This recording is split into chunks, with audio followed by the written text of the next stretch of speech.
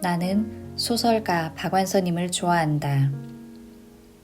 그녀는 40살이라는 늦은 나이에 등단하여 한국 문단의 큰 나무가 되었다. 40살에 의사생활을 시작한 나는 뒤늦은 수련 생활이 서럽고 고달플 때면 박완서님을 떠올리며 스스로를 위로했다. 특히 호스피스 생활을 하면서 읽은 박완서님의 잃어버린 여행 가방은 내 마음에 크게 와닿았다. 그 책의 한 대목을 옮긴다. 독일의 한 공항에서는 1년에 한 번씩 분실하고 찾아가지 않은 여행 가방을 열어보는 행사를 한다. 구깃구깃 넣은 때 묻은 속옷이 나오기도 하고 사랑하는 사람에게 줄 선물 꾸러미도 나온다. 물건이 나올 때마다 사람들은 환호성을 울린다. 나도 여행 가방을 잃어버린 적이 있다. 그때 잃어버린 여행 가방은 영영 돌아오지 않았다. 만일 누가 그 가방을 연다면 더러운 속옷과 양말이 꾸역꾸역 마치 죽은 짐승의 내장처럼 냄새를 풍기며 쏟아져 나올 것이다. 그러나 내가 정말로 두려워해야 할 것은 이 육신이란 여행 가방 안에 깃들었던 내 영혼을 절대 기만할 수 없는 엄정한 시선, 숨을 곳 없는 밝음 앞에 드러내는 순간이 아닐까? 호스피스 의사가 사람과 사람 사이를 다니는 여행자라면 호스피스 병동은 마지막에 도달하는 공항일 것이다. 우리는 이 공항에 다다랐을 때 인생이라는 여행 가방을 열어본다. 여행 가방에 어떤 것들이 채워져 있어야 우리는 지난 세월을 행복하게 반추할 수 있을까? 스님처럼 머리를 빡빡 민 병아 할아버지가 입원했다. 항암 치료로 대머리가 된 환자들은 흔했지만 푸르스름한 밑머리가 드러나도록 머리카락을 몽땅 밀어버린 환자는 그가 처음이었다. 병동에 도착하자 할아버지는 다짜고짜 소리를 지르기 시작했다. 무언가 질책하는 고함이 아니라 상처 입은 짐승 같은 울부짖음이었다. 당장 진정제를 쓰지 않으면 큰 사고가 일어날 것 같아 응급조치부터 한 뒤 어쩔 줄 모르고 침대 옆에서 발만 동동 구르는 광자 할머니를 진료실로 데려가 상담을 시작했다.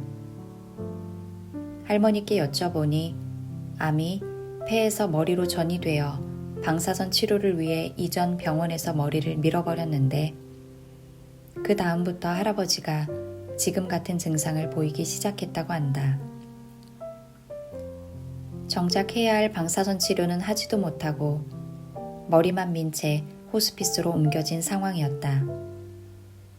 상담 중에 도착한 40대 중반의 딸은 병아 할아버지의 고통은 아랑곳하지 않고 그저 광자 할머니가 힘들까봐만 걱정했다. 암에 걸린 아버지는 어떻게 되어도 상관없다니 선뜻 이해가 가지 않았다. 병아 할아버지가 전 재산을 가지고 가출한 것은 40여 년 전의 일이었다.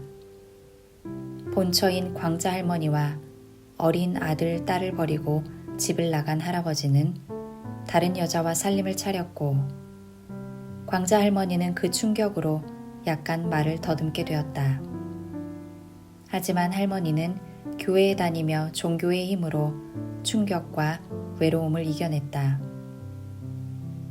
혼자 힘으로 두 아이도 잘 키워냈다. 아들은 목사 수업을 받기 위해 미국으로 유학을 떠났고 딸도 번듯한 남자와 결혼했다.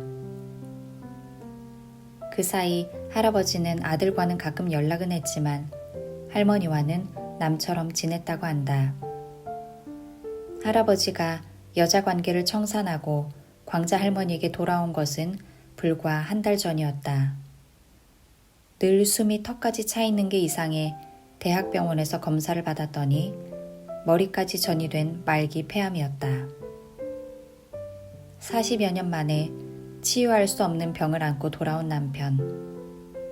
꽃 같은 나이에 좋은 시절을 배신감과 외로움 속에서 보냈을 할머니.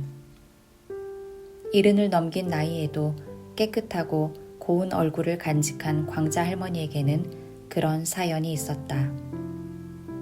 나는 병아 할아버지에게 방사선 치료의 중요성에 관해 되풀이해서 말씀드렸다. 할아버지는 마음의 안정을 찾자 대학병원에서 치료를 받고 돌아왔다. 그 사이 병아 할아버지가 가장 좋아하는 아들이 미국에서 돌아왔고 덕분에 할아버지의 상태도 많이 호전되었다. 어느 날 아들이 병아 할아버지의 휠체어를 밀며 산책하는 모습을 보았다. 멀찍이 서 다소곳한 걸음걸이로 뒤를 따라가는 광자 할머니를 보자 마음이 짠했다. 광자 할머니에게 왜 할아버지를 용서해드렸는지 여쭤보자 할머니는 얼굴을 붉히며 수줍게 대답하셨다. 안 보는 정도 사랑인가 봐. 어쩌면 인간관계는 상처의 교환인지 모른다. 상처를 주지도 받지도 않는 사람은 없겠지만 우리는 남에게 입힌 상처는 쉽게 잊으면서 남에게 받은 상처는 곱씹으며 나와 타인을 생채기 내는지 모른다. 그 상처를 치유하기 위해 우리는 용서를 말하지만 내려놓음과 다르지 않은 용서란 얼마나 힘겨운 것일까?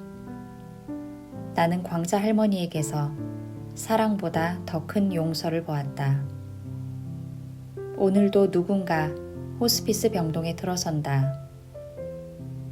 그가 가져온 여행 가방에는 살아온 모든 날이 담겨 있다.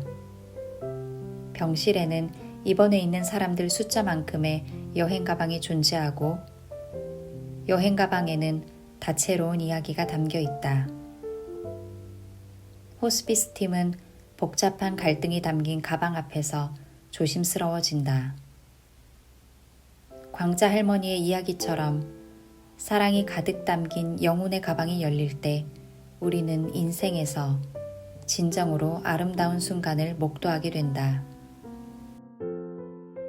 마지막 순간 내 영혼의 가방에서 반짝반짝 빛나는 무언가를 발견하려면 나는 오늘 무엇을 담아야 할까? 내가 집착하는 것이 영혼의 가방 속에서 아무 빛도 내지 못한다는 것을 깨달으면 포기도 쉬워질 것이다.